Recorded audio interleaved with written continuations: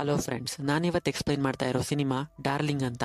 Cinema ಹೀರೋಗೆ ಮದುವೆ ಆಗಿ ಹನಿಮೂನ್ಗೆ ಪ್ಯಾರಿಸ್ಗೆ ಹೋಗೋ ಬಯಕೆ. ಆದರೆ ಮದುವೆ ಆದಮೇಲೆ ನೀವು ಊಹೆ ಮಾಡದೇ ಇರುವಂತಹ ಪರಿಸ್ಥಿತಿ ಹೀರೋಗೆ ಬರುತ್ತೆ. ಅದು ಏನು, ಮುಂದೆ ಹೀರೋ ತನಗೆ ಬರೋ ಸಂಕಷ್ಟಗಳಿಂದ ಹೇಗೆ ಹೊರಗೆ ಬಂದ ಅನ್ನೋದೇ ಸಿನಿಮಾ ಕತೆ. ಸಿನಿಮಾ ಸಖತ್ ಇಂಟ್ರೆಸ್ಟಿಂಗ್ ಆಗಿರುತ್ತೆ. ಕೊನೆವರೆಗೂ ಮಿಸ್ ಮಾಡದೆ ನೋಡಿ. ನಮ್ಮ ಚಾನಲ್ನ ಇನ್ನೂ ಯಾರು ಸಬ್ಸ್ಕ್ರೈಬ್ ಮಾಡ್ಕೊಂಡಿಲ್ಲ ಅಂದರೆ ಸಬ್ಸ್ಕ್ರೈಬ್ ಮಾಡ್ಕೊಂಡು ಸಪೋರ್ಟ್ ಮಾಡಿ. ಈ ರೀತಿ ಕಂಟೆಂಟ್ ನಮ್ಮ ಚಾನಲ್ನಲ್ಲಿ ಬರ್ತಾ ಇರುತ್ತೆ ಅಂತ ಹೇಳ್ತಾ ಬನ್ನಿ ಸಿನಿಮಾ ಒಳಗೆ ಹೋಗೋಣ. ಸಿನಿಮಾ ಓಪನಿಂಗ್ನಲ್ಲಿ ಆನಂದಿ ಅನ್ನೋ ಸಿನಿಮಾ ಹೀರೋಯಿನ್ನ ತೋರಿಸ್ತಾರೆ. ಆನಂದಿ ಎಲ್ಲ ಕಡೆ ಜಾಲಿಯಾಗಿ ಟ್ರಿಪ್ ಮಾಡ್ತಾ ಇದ್ದಾಳೆ. ಹಾಗೆ ಒಂದು ಹಿಲ್ ಸ್ಟೇಷನ್ಗೆ ಬರ್ತಾಳೆ. ಇಲ್ಲಿ ಸಿನಿಮಾ ಹೀರೋ ರಾಘವನ ತೋರಿಸ್ತಾರೆ. ಬೆಟ್ಟದ ಮೇಲಿಂದ ಬಿದ್ದು ಸೂಸೈಡ್ ಮಾಡ್ಕೊಳ್ಳೋಕೆ ಬಂದಿದ್ದಾನೆ. ಅದರಿಂದ ಬೆಟ್ಟ ತುದಿಗೆ ಬಂದು, ದೇವ್ರೆ ನೀನು ನಿಜವಾಗ್ಲೂ ಇದೆಯಾ, ನನ್ನ ಲೈಫ್ನ ಈಗ ಮಾಡಿಬಿಟ್ಟಿಯಲ್ಲ, ನಾನು ನಿನಗೇನು ಮಾಡಿದ್ದೆ, ಈಗ ನಾನು ಸಾಯ್ತಾ ಇದ್ದೀನಿ ಅಂತ ಬೈತಾ ಇದ್ದಾನೆ. ಅದನ್ನು ನೋಡಿ ಆನಂದಿ ನಗ್ತಾ ಇದ್ದಾಳೆ. ಆನಂದಿನ ನೋಡಿ ರಾಘವ್, ನನ್ನ ಲೈಫ್ ನಿನಗೆ ಕಾಮಿಡಿ ಆಗಿದೆಯಾ, ಯಾಕೆ ಈ ರೀತಿ ನಗ್ತಾ ಇದೆಯಾ, ಅದಕ್ಕೆ ನಾನು ಯಾರಿಗೂ ಏನೂ ಹೇಳ್ಕೊಳ್ಳಲ್ಲ ಅಂತ ಹೇಳೋದು ಅಂತ ಹೇಳ್ತಾ ಇದ್ದಾನೆ. ಅದಕ್ಕೆ ಆನಂದಿ, ಇಲ್ಲಿಗೆ ಸೂಸೈಡ್ ಮಾಡ್ಕೊಳ್ಳೋದಕ್ಕೆ ಬಂದಿದ್ಯಲ್ಲ, ಸೂಸೈಡ್ ನೋಟ್ ಇದೆಯಾ, ಇಲ್ಲಿರೋರೆಲ್ಲ ನಾನು ನಿನ್ನ ಜೊತೆ ಇರೋದನ್ನು ನೋಡ್ಬಿಟ್ಟಿದ್ದಾರೆ, ನಾಳೆ ಪೊಲೀಸ್ ಬಂದು ಕೇಳಿದ್ರೆ ಅಂತಾಳೆ. ಅದಕ್ಕೆ ರಾಘವ್, ಸುಸೈಡ್ ನೋಟ್ ಬರೆದ್ಬಿಟ್ರೆ ಎಲ್ರಿಗೂ ನನ್ನ ಕಷ್ಟ ಅರ್ಥ ಆಗೋಗುತ್ತಾ, ನನ್ನ ನೋವು ಕೇಳೋರು ಯಾರೂ ಇಲ್ಲ ಅಂತ ಸಾಯೋದಕ್ಕೆ ಹೋಗ್ತಾ ಇದ್ದಾನೆ. ಅದಕ್ಕೆ ಆನಂದಿ, ನಾನು ಕೇಳ್ತೀನಿ ಹೇಳು ಅಂತಾಳೆ. ರಾಘವ್, ಏನು ನೀನು ಕೇಳ್ತೀಯಾ, ಹಾಗಾದರೆ ಹೇಳ್ತೀನಿ ಕೇಳು ಅಂತ ತನ್ನ ಫ್ಲ್ಯಾಶ್ ಬ್ಯಾಕ್ನೇ ಹೇಳ್ತಾನೆ. ರಾಘವ್ ಚಿಕ್ಕ ವಯಸ್ಸಿನಲ್ಲಿದ್ದಾಗ ರಾಘವ್ ಅಮ್ಮ, ರಾಘವ್ ನೀನು ಚೆನ್ನಾಗಿ ಓದಿ ಒಂದು ಒಳ್ಳೆ ಕೆಲಸ ತಗೊಂಡ್ರೆ ನಿನಗೆ ನನ್ನಂಥ ಒಳ್ಳೆ ಹುಡುಗಿ ಸಿಗ್ತಾಳೆ, ಇಲ್ಲ ನಾನು ಓದಲ್ಲ ಅಂದರೆ ನಿನಗೆ ಒಳ್ಳೆ ಕೆಲಸನೂ ಸಿಗಲ್ಲ, ಒಳ್ಳೆ ಹುಡುಗಿನೂ ಸಿಗಲ್ಲ, ನಿಮ್ಮ ಚಿಕ್ಕಮ್ಮನ ಥರ ಬಜಾರಿ ಹೆಂಡತಿ ಸಿಗ್ತಾಳೆ ನೋಡ್ಕೊ ಅಂತ ಎದುರಿಸ್ಬಿಟ್ಟಿರ್ತಾರೆ. ಅದರಿಂದ ರಾಘವ್ ಚೆನ್ನಾಗಿ ಓದೋಕೆ ಸ್ಟಾರ್ಟ್ ಮಾಡ್ತಾನೆ. ಇವ್ರ ಮನೆ ಪಕ್ಕದಲ್ಲಿ ಇರೋ ಒಬ್ಬರಿಗೆ ಮದುವೆ ಆಗುತ್ತೆ. ಆ ಹುಡುಗ ಚೆನ್ನಾಗಿ ಓದಿ ಒಂದು ಒಳ್ಳೆ ಕೆಲಸದಲ್ಲಿರೋದಕ್ಕೆ ಅವನಿಗೆ ಒಂದು ಒಳ್ಳೆ ಹುಡುಗಿ ಸಿಕ್ಕಿದ್ಲು, ಅವನ ಲೈಫ್ ಸೆಟಲ್ ಆಯಿತು ಅಂತ ನೇಬರ್ಸ್ ಮಾತಾಡೋದನ್ನು ನೋಡಿ ರಾಘವ್, ನಾನು ಚೆನ್ನಾಗಿ ಓದಿ ಒಂದು ಒಳ್ಳೆ ಉದ್ಯೋಗ ತಗೋಬೇಕು ಅನ್ನೋ ಅವನ ಕನಸನ್ನು ಸ್ಟ್ರಾಂಗ್ ಮಾಡ್ಕೋತಾನೆ. ಆ ಹುಡುಗ ಹನಿಮೂನ್ಗೆ ಪ್ಯಾರಿಸ್ಗೆ ಹೋಗೋದನ್ನು ತಿಳ್ಕೊಂಡ ರಾಘವ್, ನಾನು ಮದುವೆ ಆದಮೇಲೆ ಹನಿಮೂನ್ಗೆ ಪ್ಯಾರಿಸ್ಗೆ ಹೋಗಬೇಕು ಅಂತ ಅಂದ್ಕೋತಾನೆ. ಇದು ರಾಘವ್ ಗೋಲ್ ಆಗೋಗುತ್ತೆ. ಅದೇ ರೀತಿ ಚೆನ್ನಾಗಿ ಓದಿ ಒಂದು ಟ್ರಾವೆಲ್ ಏಜೆನ್ಸಿಯಲ್ಲಿ ಕೆಲಸ ತಗೋತಾನೆ. ಅಲ್ಲಿ ಇವನು ಚೆನ್ನಾಗಿ ಕೆಲಸ ಮಾಡೋದನ್ನು ನೋಡಿ ಮ್ಯಾನೇಜರ್, ನೀನು ತುಂಬ ಚೆನ್ನಾಗಿ ಕೆಲಸ ಮಾಡ್ತಾ ಇದೆಯಾ, ಟಾರ್ಗೆಟ್ನ ಡೆಡ್ಲೈನ್ಗಿಂತ ಮುಂಚೆನೇ ಮುಗಿಸ್ತಾ ಇದೆಯಾ, ಗುಡ್, ಅದಕ್ಕೆ ನಿನ್ನ ಸೀನಿಯರ್ ಟ್ರಾವೆಲ್ ಅಡ್ವೈಸರ್ ಆಗಿ ಪ್ರಮೋಟ್ ಮಾಡ್ತಾ ಇದ್ದೀನಿ, 36% ಸ್ಯಾಲ್ರಿ ಕೂಡ ಹೈಕ್ ಮಾಡ್ತೀನಿ ಅಂತಾರೆ. ಅದಕ್ಕೆ ರಾಘವ್ಗೆ ತುಂಬ ಸಂತೋಷ ಆಗುತ್ತೆ. ನಾನು ಹನಿಮೂನ್ಗೆ ಅಂತ ಎಕ್ಸ್ಟ್ರಾ ದುಡ್ಡನ್ನು ಸೇವ್ ಮಾಡ್ಬೋದು ಅಂತ. ಇಷ್ಟೆಲ್ಲ ಆದರೂ ರಾಘವ್ಗೆ ಒಂದು ಹುಡುಗಿ ಸಿಗ್ತಾ ಇಲ್ಲ. ತುಂಬ ಜನಕ್ಕೆ ಪ್ರಪೋಸ್ ಮಾಡಿ ನೋಡ್ತಾನೆ, ಯಾವ ಪ್ರಪೋಸಲ್ಲೂ ಆಕ್ಸೆಪ್ಟ್ ಆಗಲ್ಲ. ಮ್ಯಾಟ್ರೋಮನಿಯಲ್ಲಿ ಹುಡುಗಿ ಹುಡುಕ್ತಾನೆ. ಅಲ್ಲಿರೋ ಹುಡುಗಿಯರ ಕಂಡೀಷನ್ಗೆ ರಾಘವ್ ಸೆಟ್ ಆಗ್ತಾ ಇಲ್ಲ. ನಮ್ಮಪ್ಪ ಅಮ್ಮ ಚೆನ್ನಾಗಿ ಓದಿ ಒಳ್ಳೆ ಕೆಲಸ ತಗೊಂಡ್ರೆ ಒಳ್ಳೆ ಹುಡುಗಿ ಸಿಗ್ತಾಳೆ ಅಂತ ಹೇಳಿದ್ರು, ಆದರೆ ನನಗ್ಯಾಕೆ ಯಾವ ಹುಡುಗಿನೂ ಸಿಗ್ತಾ ಇಲ್ಲ, ನಾನು ಚೆನ್ನಾಗಿ ಓದಿಲ್ವಾ, ಒಳ್ಳೆ ಕೆಲಸದಲ್ಲಿಲ್ವಾ, ಚೆನ್ನಾಗಿ ಸಂಪಾದನೆ ಮಾಡ್ತಾ ಇಲ್ವಾ ಅಂತ ಫ್ರಸ್ಟ್ರೇಟ್ ಆಗ್ತಾ ಇದ್ದಾನೆ. ಕೊನೆಗೆ ಹೇಗೋ ರಾಘವ್ ಅಪ್ಪ ಅಮ್ಮ ನಂದಿನಿ ಅನ್ನೋ ಒಬ್ಳು ಹುಡುಗಿನ ನೋಡ್ತಾರೆ. ನಂದಿನಿ ಒಬ್ಳು ಸೈಕಾಲಜಿಕಲ್ ಡಾಕ್ಟರ್. ನಂದಿನಿ ಫೋಟೋ ನೋಡಿ ರಾಘವ್ಗೆ ತುಂಬ ಇಷ್ಟ ಆಗೋಗುತ್ತೆ. ರಾಘವ್ ನಂದಿನಿ ಮದುವೆ ಫಿಕ್ಸ್ ಆಗುತ್ತೆ. ರಾಘವ್ ಮದುವೆ ಮಂಟಪದಲ್ಲಿ ಕುತ್ಕೊಂಡಿದ್ದಾನೆ. ಆದರೆ ಮದುವೆ ಹುಡುಗಿ ಕಾಣ್ತಾ ಇಲ್ಲ, ಯಾರ ಜೊತೆನೋ ಓಡೋಗಿದ್ದಾಳೆ ಅಂತ ಸುದ್ದಿ ಬರುತ್ತೆ. ಅದನ್ನು ಕೇಳಿ ರಾಘವ್ ಮನಸ್ಸು ಒಡೆದೋಗುತ್ತೆ. ಇನ್ನೇನು 5 ನಿಮಿಷದಲ್ಲಿ ನನ್ನ ಮದುವೆ ಆಗೋಗುತ್ತೆ ಅಂತ ಸಂತೋಷದಲ್ಲಿದ್ದವನು ಮದುವೆ ನಿಂತೋದ್ರಿಂದ ಅವರ ಅಪ್ಪನಿಗೆ ಬೈತಾನೆ, ಈ ರೀತಿ ಹುಡುಗಿನ ಹುಡ್ಕೋದು, ನನ್ನ ಮದುವೆ ಆಗುತ್ತೆ ಅಂತ ಎಷ್ಟೊಂದು ಕನಸನ್ನ ಕಟ್ಕೊಂಡಿದ್ದೆ ಅಂತ. ಇದೇ ದುಃಖದಲ್ಲಿ ಬಾರ್ಗೆ ಹೋಗಿ ಎಣ್ಣೆ ಹೊಡೆದು ತನ್ನ ನೋವನ್ನೆಲ್ಲ ಒಬ್ಬ ಆಟೋ ಡ್ರೈವರ್ ಹತ್ರ ಹೇಳ್ಕೊತಾನೆ. ಅದನ್ನು ಕೇಳಿ ಆಟೋ ಡ್ರೈವರ್, ನಿಂದು ಒಂದು ಬದುಕ, ನಿನ್ನ ಜೀವನ ನನಗೇನಾದರೂ ಸಿಕ್ಕಿದ್ರೆ ಬೆಟ್ಟದಿಂದ ಬಿದ್ದು ಸತ್ತೋಗ್ತಾ ಇದ್ದೆ ಅಂತಾನೆ. ಅದನ್ನು ಕೇಳಿ ರಾಘವ್, ಇನ್ನು ನಾನು ಯಾಕೆ ಬದುಕಬೇಕು, ನನ್ನ ಲೈಫ್ನ ನೋಡಿ ಎಲ್ಲ ಮ್ಯಾನುಫ್ಯಾಕ್ಚರಿಂಗ್ ಡಿಫೆಕ್ಟ್ ಅಂತ ಅಂದ್ಕೊಂಡು ನಗ್ತಾ ಇದ್ದಾರೆ ಅಂತ ಈ ಹಿಲ್ ಸ್ಟೇಷನ್ಗೆ ಬಂದಿದ್ದಾನೆ. ಈಗ ಫ್ಲ್ಯಾಶ್ ಬ್ಯಾಕ್ ಮುಗಿಯುತ್ತೆ. ಅದನ್ನು ಕೇಳಿ ಆನಂದಿ ಮತ್ತೆ ನಗ್ತಾ ಇದ್ದಾಳೆ. ಇದೊಂದು ಫ್ಲ್ಯಾಶ್ ಬ್ಯಾಕ್, ನಿಂದೊಂದು ಕತೆ, ಇದಕ್ಕೆ ಸಾಯೋದಕ್ಕೆ ಬಂದಿದ್ಯಾ, ನಿನಗೆ ಸ್ವಂತ ಬುದ್ಧಿ ಇಲ್ವಾ, ಇಲ್ಲಿವರೆಗೂ ನೀನು ಯಾವ ಸ್ವಂತ ನಿರ್ಧಾರವನ್ನು ತಗೊಂಡಿಲ್ಲ, ನಿಮ್ಮಮ್ಮ ಹೇಳಿದ್ರು ಅಂತ ಓದ್ದೆ, ಒಳ್ಳೆ ಕೆಲಸಕ್ಕೆ ಜಾಯ್ನ್ ಆದೆ, ಒಳ್ಳೆ ಹುಡುಗಿನ ಮದುವೆ ಆಗಬೇಕು ಅಂತ ಅಂದ್ಕೊಂಡೆ, ಈಗ ಕೂಡ ಆಟೋ ಡ್ರೈವರ್ ಹೇಳ್ದ ಅಂತ ಸೂಸೈಡ್ ಮಾಡ್ಕೊಳಕ್ ಬಂದಿದ್ಯಾ, ಲೈಫ್ನಲ್ಲಿ ಏನೇ ಆದರೂ ನಾವೇ ಸ್ವಂತ ನಿರ್ಧಾರ ತಗೋಬೇಕು, ಅದಕ್ಕೋಸ್ಕರ ನಾವೇ ಹೋರಾಡಬೇಕು ಅಂತ ರಾಘವ್ ಸೂಸೈಡ್ ಮಾಡ್ಕೋಬೇಕು ಅಂತ ಅಂದ್ಕೊಂಡಿದ್ದ ಮನಸ್ಸನ್ನ ಬದಲಾಯಿಸ್ತಾಳೆ. ಇದರಿಂದ ರಾಘವ್ಗೆ ಆನಂದಿ ಮೇಲೆ ಪ್ರೀತಿ ಹುಟ್ಟುತ್ತೆ. ಅದಕ್ಕೆ ಆನಂದಿ ಹತ್ರ ಡೈರೆಕ್ಟ್ ಆಗಿ, ನೀನು ಇಲ್ಲಿಗೆ ಬಂದಿರಲಿಲ್ಲ ಅಂದಿದ್ರೆ ನಾನು ಇಲ್ಲಿಂದ ಬಿದ್ದು ಸತ್ತೋಗ್ತಾ ಇರ್ತಿದ್ದೆ, ನೀನು ಹೇಳ್ದ ಹಾಗೆ ನಾನು ಒಂದು ನಿರ್ಧಾರ ಮಾಡಿದ್ದೀನಿ, ನಾನು ನಿನ್ನ ಮದುವೆ ಆಗಬೇಕು ಅಂತ ಇದ್ದೀನಿ, ನಿನಗೋಸ್ಕರ ನಾನು ಎಷ್ಟು ಬೇಕಾದರೂ ಹೋರಾಡ್ತೀನಿ, ನೀನು ನನ್ನ ಮದುವೆ ಆಗ್ತೀಯಾ ಅಂತ ಕೇಳ್ತಾನೆ. ಅದಕ್ಕೆ ಆನಂದಿ ಏನೂ ಮಾತಾಡೋದಿಲ್ಲ. ಹೋಟೆಲ್ಗೆ ಹೋಗ್ತಾಳೆ. ಊಟ ಮಾಡಿ ಬಿಲ್ನ ರಾಘವ್ಗೆ ಕಟ್ಟೋಕೆ ಹೇಳ್ತಾಳೆ. ಬೇಕರಿಗೆ ಹೋಗ್ತಾಳೆ. ಏನು ಬೇಕೋ ಎಲ್ಲ ತಗೊಂಡು ಅದಕ್ಕೂ ರಾಘವ್ನೇ ಪೇ ಮಾಡಬೇಕು ಅಂತ ಹೇಳ್ತಾಳೆ. ರಾಘವ್ ಎಲ್ಲದಕ್ಕೂ ತಾನೇ ಪೇ ಮಾಡ್ತಾನೆ. ಆನಂದಿ ಒಂದು ಓಲ್ಡ್ ಏಜ್ಗೆ ಬಂದು ತಾನು ತಂದಿರೋದನ್ನೆಲ್ಲ ಅಲ್ಲಿರೋರಿಗೆ ಕೊಡ್ತಾಳೆ. ರಾಘವ್ಗೆ ಅಲ್ಲಿದ್ದ ಒಬ್ರು ಆ ಹುಡುಗಿ ತುಂಬಾ ಒಳ್ಳೆ ಹುಡುಗಿ. ಈ ಓಲ್ಡ್ ಏಜ್ನಲ್ಲಿರೋ ಎಲ್ಲಾ ಜನರಿಗೆ ತಮ್ಗೇನ್ ಬೇಕೋ ಕೇಳಿ ಸ್ವತಃ ತಾನೇ ತಂದು ಕೊಡ್ತಾಳೆ. ನಮ್ಮನ್ನ ತುಂಬಾ ಚೆನ್ನಾಗಿ ನೋಡ್ಕೋತಾಳೆ. ಅದರಿಂದ ನಮ್ಮ ಮೊಮ್ಮಕ್ಕಳನ್ನ ಅವಳಲ್ಲಿ ಕಾಣ್ತಾ ಇದೀವಿ ಅಂತಾರೆ. ಅದರಿಂದ ರಾಘವ್ಗೆ ಆನಂದಿ ಮೇಲೆ ಪ್ರೀತಿ ಹೆಚ್ಚಾಗುತ್ತೆ. ಆನಂದಿಗೆ ನಾನು ಹೇಳಿದ್ದಕ್ಕೆ ಏನು ಡಿಸೈಡ್ ಮಾಡಿದೆ, ನಾನು ಮದುವೆ ಆಗ್ತೀಯಾ ಅಂತ ಕೇಳ್ತಾನೆ. ಅದಕ್ಕೆ ಆನಂದಿ, ಸರಿ ನಾನು ನಿನ್ನ ಮದುವೆ ಆಗ್ತೀನಿ, ಆದರೆ ನನ್ನ ನೀನು ಈಗಲೇ ಮದುವೆ ಆಗಬೇಕು. ರಿಲೇಟಿವ್ಸ್ನ ಕೂಗಿ ಶಾಮಿಯಾನ ಹಾಕಿ ಮಾಡೋ ಆಡಂಬರದ ಮದುವೆ ನನಗೆ ಬೇಡ. ನನಗೆ ನಾಳೆ ಬಗ್ಗೆ ನಂಬಿಕೆ ಇಲ್ಲ. ನಾಳೆ ನನ್ನ ಮೂಡ್ ಚೇಂಜ್ ಆದರೂ ಆಗ್ಬೋದು. ಹೇಳು, ಈಗ ನನ್ನ ಮದುವೆ ಆಗ್ತೀಯಾ ಅಂತ ಕೇಳ್ತಾಳೆ. ಅದಕ್ಕೆ ರಾಘವ್, ಈಗಲೇ ಮದುವೆ ಅಂದರೆ ಸರಿ, ಅಟ್ಲೀಸ್ಟ್ ನಮ್ಮ ಅಪ್ಪ ಅಮ್ಮನಿಗಾದರೂ ಹೇಳ್ತೀನಿ ಅಂತಾನೆ. ಅದಕ್ಕೆ ಆನಂದಿ ಒಪ್ಕೋತಾಳೆ. ರಾಘವ್ ಆನಂದಿನ ಮನೆ ಕರ್ಕೊಂಡು ಬರ್ತಾನೆ. ಅಪ್ಪ ಅಮ್ಮನಿಗೆ ಈ ಹುಡುಗಿನ ನಾನು ಮದುವೆ ಆಗ್ತೀನಿ ಅಂತಾನೆ. ಅದಕ್ಕೆ ರಾಘವ್ ಅಪ್ಪ, ನೋಡು, ಈ ವರ್ಷ ನಿನ್ನ ಟೈಮ್ ಸರಿಗಿಲ್ಲ, ಮುಂದಿನ ವರ್ಷ ಮದುವೆ ಆಗು ಅಂದ್ರು ರಾಘವ್ ಕೇಳಲ್ಲ. ಅದಕ್ಕೆ ಅವ್ರ ಅಪ್ಪ ಅಮ್ಮನೂ ಒಪ್ಕೊಳ್ಳೋದಿಲ್ಲ. ಆನಂದಿ ಇದರಿಂದ, ರಾಘವ್ ನಿನಗೂ ನನಗೂ ಸೆಟ್ ಆಗಲ್ಲ, ನನಗೆ ಇಂಡಿಪೆಂಡೆಂಟ್ ಆಗಿ ಯೋಚನೆ ಮಾಡೋರು ಅಂದರೆ ಇಷ್ಟ. ನೀನಿಲ್ಲಿ ಕರ್ಕೊಂಡು ಬಂದು ನಿಮ್ಮ ಅಪ್ಪ ಅಮ್ಮನ ಹತ್ರ ಪರ್ಮಿಷನ್ ಕೇಳ್ತಾ ಇದೆಯಾ ಅಂತಾಳೆ. ಅದಕ್ಕೆ ರಾಘವ್, ಸರಿ ನಾನು ನಿನ್ನ ಮದುವೆ ಆಗ್ತೀನಿ ಅಂತ ಅಲ್ಲೇ ತಾಳಿ ಕಟ್ಟಿ ಮನೆ ಕರ್ಕೊಂಡು ಬರ್ತಾನೆ. ತನ್ನ ಅಪ್ಪ ಅಮ್ಮನಿಗೆ, ನೋಡಿ ಇವಳನ್ನ ನಾನು ಮದುವೆ ಆಗಿದ್ದೀನಿ, ಇದು ನನ್ನ ತಾತನ ಮನೆ, ಅದರಿಂದ ಇದರಲ್ಲಿರೋ ಹಕ್ಕು ನನಗೂ ಇದೆ. ಈಗೇನು ನೀವು ನನ್ನ ಹತ್ರ ಮಾತಾಡಲ್ವಾ, ಮಾತಾಡಬೇಡಿ. ಫುಡ್ನ ನಾನು ಆನ್ಲೈನಲ್ಲಿ ಬುಕ್ ಮಾಡ್ಕೋತೀನಿ, ನಾನು ನನ್ನ ರೂಮ್ನಲ್ಲಿ ಇರ್ತೀನಿ, ನೀವು ನಿಮ್ಮ ರೂಮ್ನಲ್ಲಿರಿ ಅಂತ ಆನಂದಿನ ತನ್ನ ರೂಮಿಗೆ ಕರ್ಕೊಂಡು ಹೋಗ್ತಾನೆ. ರಾಘವ್ ಮದುವೆ ಆಗಿರೋ ವಿಷಯ ತಿಳ್ಕೊಂಡು ರಾಘವ್ ಫ್ರೆಂಡ್ಸ್ ಮನೆಗೆ ಬರ್ತಾರೆ. ಲೇ ರಾಘವ್, ನಿನಗೆ ಈ ಥರ ಧೈರ್ಯವಾಗಿ ನಿರ್ಧಾರ ತಗೊಳ್ಳೋ ಗುಣ ಯಾವಾಗ ಬಂತು? ಏನೋ ಕೊನೆಗೆ ಮದುವೆ ಆದ್ಯಲ್ಲ, ಮದುವೆ ಏನೋ ಬೇಗ ಆಗ್ಬಿಟ್ಟೆ, ಆದರೆ ಇವತ್ತು ನೈಟ್ ಆ ಥರ ಪಡಬೇಡ. ಮೊದಲು ಕಮ್ಯುನಿಕೇಟ್, ಎಂಗೇಜ್, ಆಮೇಲೆ get in to the process ಅಂತ ಒಂದು ಆರ್ಡರ್ನ ಹೇಳ್ಕೊಡ್ತಾರೆ. ರಾಘವ್ ನೈಟ್ ಆನಂದಿ ಹತ್ರ ಬರ್ತಾನೆ. ನರ್ವಸ್ ಆಗ್ತಾ ಇದ್ದಾನೆ. ಕೊನೆಗೆ ಇನ್ನೇನು ಕಿಸ್ ಮಾಡಬೇಕು ಅಂತ ಅಂದ್ಕೊಂಡಾಗ ಆನಂದಿ ರಾಘವ್ ಮುಖಕ್ಕೆ ಪಂಚ್ ಮಾಡ್ತಾಳೆ. ಹೊಡೆದಿದ್ದೇಟಿಗೆ ರಾಘವ್ ಕೆಳಗೆ ಬಿದ್ದವನು ಬೆಳಿಗ್ಗೆ ಎದ್ದೇಳ್ತಾನೆ. ರಾತ್ರಿ ಯಾಕೆ ಆನಂದಿ ಹೊಡೆದ್ಲು, ಏನಾಯ್ತು ಅಂತ ಯೋಚನೆ ಮಾಡ್ತಾ ಇದ್ದಾನೆ. ಆದರೆ ಆನಂದಿ ಮಾತ್ರ ತಾನು ಏನು ಮಾಡೇ ಇಲ್ವೇನೋ ಅಂತ ನಗ್ನಗ್ತಾ ಚೆನ್ನಾಗೇ ಇದ್ದಾಳೆ. ರಾಘವ್ ಆಫೀಸ್ನಲ್ಲಿ ತನ್ನ ಫ್ರೆಂಡ್ಸ್ಗೆ, ನೈಟ್ ಈ ರೀತಿ ಆಯಿತು, ಆನಂದಿ ನನಗೆ ಹೊಡೆದ್ಲು, ಆದರೆ ಬೆಳಿಗ್ಗೆ ನನ್ನ ಜೊತೆ ಚೆನ್ನಾಗೇ ಮಾತಾಡಿದ್ಲು ಅಂತಾನೆ. ಅದಕ್ಕೆ ರಾಘವ್ ಫ್ರೆಂಡ್ಸ್, ಲೇ ರಾಘವ್, ನೀನು ಈ ವೀಕೆಂಡ್ ಪಾರ್ಟಿಗೆ ಆನಂದಿನ ಕರ್ಕೊಂಡು ಬಾ. ಅಲ್ಲಿ ಈ ರೀತಿ ಎಲ್ಲ ಆಗಲ್ಲ. ಅಲ್ಲಿ ನಿನಗೆ ಒಂದು ಪ್ರೈವೇಟ್ ರೂಮ್ ಸಿಗುತ್ತೆ, ಅಲ್ಲಿ ನೀನು ಆನಂದಿ ಮಾತ್ರ, ಏನಂತ್ಯ ಅಂತಾರೆ. ಅದಕ್ಕೆ ರಾಘವ್ ತುಂಬ ಖುಷಿಯಾಗಿ ವೀಕೆಂಡ್ ಪಾರ್ಟಿಗೆ ಆನಂದಿನ ಕರ್ಕೊಂಡು ಹೋಗ್ತಾನೆ. ಆನಂದಿಯಲ್ಲಿ ಕುಡಿದು ಟೈಟ್ ಆಗ್ತಾಳೆ. ರಾಘವ್ ಆನಂದಿನ ರೂಮಿಗೆ ಕರ್ಕೊಂಡೋಗಿ ಮಲಗಿಸ್ತಾನೆ. ಆನಂದಿ ರಾಘವ್ಗೆ ಕಿಸ್ ಮಾಡೋಕೆ ಹೇಳ್ತಾಳೆ. ರಾಘವ್ ಅವಳೇ ಹೇಳ್ತಾ ಇದ್ದಾಳಲ್ಲ ಅಂತ ಕಿಸ್ ಮಾಡೋಕೆ ಹೋಗ್ತಾನೆ. ಮತ್ತೆ ಆನಂದಿ ರಾಘವ್ಗೆ ಹೊಡಿತಾಳೆ. ರಾಘವ್ಗೆ ಯಾಕೆ ಆನಂದಿ ಈ ರೀತಿ ಆಡ್ತಾ ಇದ್ದಾಳೆ ಅಂತ ಗೊತ್ತಾಗಲ್ಲ. ಮತ್ತೆ ತನ್ನ ಫ್ರೆಂಡ್ಸ್ ಹತ್ರ ಬಂದು ನಡೆದಿದ್ದನ್ನೆಲ್ಲ ಹೇಳ್ತಾನೆ. ಅದಕ್ಕೆ ರಾಘವ್ ಫ್ರೆಂಡ್ಸ್, ಲೋ ಆಗಿದ್ರೆ ಆನಂದಿಗೆ ಯಾವುದೋ ದೆವ್ವ ಇಟ್ಕೊಂಡಿರ್ಬೇಕು ಅಂತಾರೆ. ರಾಘವ್ ಅದನ್ನು ನಂಬೋದಿಲ್ಲ. ರಾಘವ್ ಫ್ರೆಂಡ್ಸ್, ಇದನ್ನೆಲ್ಲ ನಾವು ಸರಿ ಮಾಡೋಕ್ಕಾಗಲ್ಲ, ನನಗೆ ಒಬ್ರು ಬಾಬಾ ಗೊತ್ತಿದ್ದಾರೆ, ಅವ್ರ ಹತ್ರ ಹೋದ್ರೆ ನಿನ್ನ ಸಮಸ್ಯೆ ಎಲ್ಲ ಪರಿಹಾರ ಆಗುತ್ತೆ, ಬಾ ಅಂತ ಕರ್ಕೊಂಡು ಹೋಗ್ತಾರೆ. ರಾಘವ್ ಬಾಬಾ ಹತ್ರ ಆನಂದಿ ಬಗ್ಗೆ ಹೇಳ್ತಾನೆ. ಅದಕ್ಕೆ ಬಾಬಾ ಒಂದು ಮಂತ್ರಿಸಿದ ನಿಂಬೆಹಣ್ಣು ತಾಯ್ತವನ್ನ ಕೊಟ್ಟು, ಈ ತಾಯ್ತವನ್ನ ಕೈ ಕಟ್ಕೋ, ನಿನ್ನ ಹೆಂಡತಿ ನಿನ್ನ ಹೇಳ್ದ ಹಾಗೆ ಕೇಳ್ತಾಳೆ, ಕೇಳಲಿಲ್ಲ ಅಂತ ಅಂದ್ರೆ ಈ ನಿಂಬೆಹಣ್ಣನ್ನ ಅವಳ ಮುಂದೆ ಹಿಂಡು, ಅವಳು ನಿನಗೆ ಬಗ್ತಾಳೆ ಅಂತಾರೆ. ರಾಘವ್ ತಾಯ್ತವನ್ನ ಕೈ ಕಟ್ಕೊಂಡೋಗಿ ಆನಂದಿಗೆ ಕಿಸ್ ಮಾಡೋಕೆ ಹೋಗ್ತಾನೆ. ಮತ್ತೆ ಆನಂದಿ ಕೈಯಿಂದ ಒದೆ ತಿಂತಾನೆ. ಬಾಬಾ ತಾಯಿತ ನಿಂಬೆಹಣ್ಣು ಕೆಲಸ ಮಾಡಲ್ಲ. ಇದಕ್ಕೆ ಇನ್ನೇನು ಪರಿಹಾರ ಅಂತ ಯೋಚನೆ ಮಾಡಬೇಕಾದ್ರೆ ನಂದಿನಿ ನೆನಪಾಗ್ತಾಳೆ. ನಂದಿನಿ, ಅದೇ ಮದುವೆ ಮಂಟಪದಿಂದ ಓಡೋಗಿದ್ಲಲ್ಲ ಆ ಹುಡುಗಿನೇ, ಸೈಕಾಲಜಿ ಡಾಕ್ಟರ್. ರಾಘವ್ ನಂದಿನಿ ಮನೆಗೆ ಬರ್ತಾನೆ. ನೀನು ನಿನ್ನ ಹಸ್ಬೆಂಡ್ ಹ್ಯಾಪಿಯಾಗಿ ಇದ್ದೀರಾ, ನೀವಿಬ್ರು ಓಡೋಗೋದಕ್ಕೆ ನನ್ನ ಮದುವೆನೇ ಬೇಕಾಯ್ತಾ? ನೀನು ಮಾಡಿದ ಕೆಲಸಕ್ಕೆ ನೀನು ನನಗೊಂದು ಹೆಲ್ಪ್ ಮಾಡಬೇಕು, ಮಾಡ್ತೀಯಾ ಅಂತ ಕೇಳ್ತಾನೆ. ಅದಕ್ಕೆ ನಂದಿನಿ, ಸರಿ ನಾನು ಹೆಲ್ಪ್ ಮಾಡೋದ್ರಿಂದ ನಿನ್ನ ಲೈಫ್ ಬೆಟರ್ ಆಗುತ್ತೆ ಅಂದರೆ ನಾನು ಮಾಡ್ತೀನಿ ಅಂತಾಳೆ.